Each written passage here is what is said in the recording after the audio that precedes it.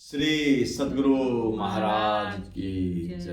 बंदो गुरुपद कंज कृपा सिंधु नर रूप हरि, महामोहतम पुंज जासु वचन रवि कर दिकर।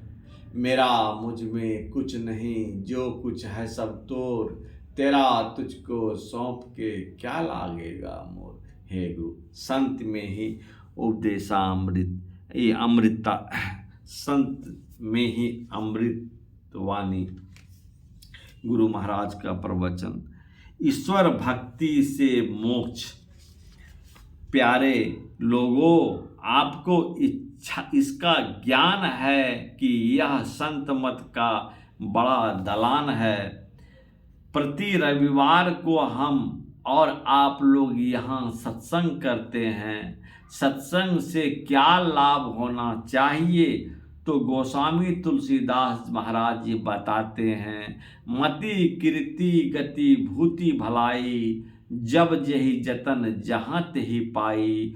सो जानव सत्संग प्रभाव, लोकहूँ वेद न आनो पाहूँ। सत्संग से सुबुद्धि मिलती है और यश भी मिलता है, और गति तो मोक्ष तब होने का ज्ञान दिया जाता है। और यदि सत्संग करते रहो तो सांसारिक ऐश्वर्य में भी कमी नहीं रहती है, शीतलता भी आ जाती है। जिसके द्वारा ये सब आ जाए तो संसार में बाकी क्या रह गया। यह जो हम लोगों का शरीर मनुष्य का है, इसके संबंध में कहा गया है कि यह मनुष्य शरीर देवताओं को दुर्लभ है। ऐसे शरीर पाकर हमको चाहिए कि देवताओं से भी उच्च गति को प्राप्त करें, जहाँ देवताओं की भी पहुँच नहीं होती है। यह ऐसा उच्च पद है जिस पद को पाकर संसार में नहीं आवे, क्योंकि संसार में आना जाना आवागमन के चक्र में बड़ा दुख होता है। भक्ति बीज बिन से नहीं, जो युग जाए अनंत। ऊंच नीच घर जन्म ले, तौ संत के संत। हम लोगों को उच्च गति के वास्ते यत्न प्रयत्न करना चाहिए। यत्न प्रयत्न करते रहें। यह भक्ति का बीज जब हम अपने अंदर जमा देंगे तो हम दूसरे योनियों में कभी नहीं जाएंगे, और कुछ जन्मों के बाद हम उस उच्च पद को पावेंगे जहाँ से कोई नहीं लौटता है।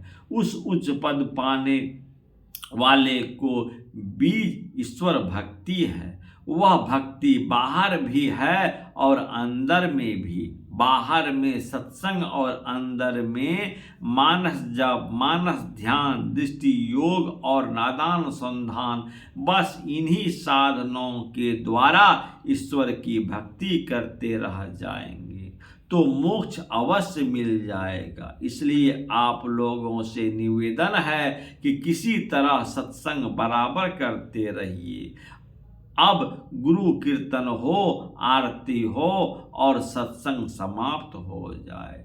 श्री सद्गुरु महाराज की जय। आरती संग सत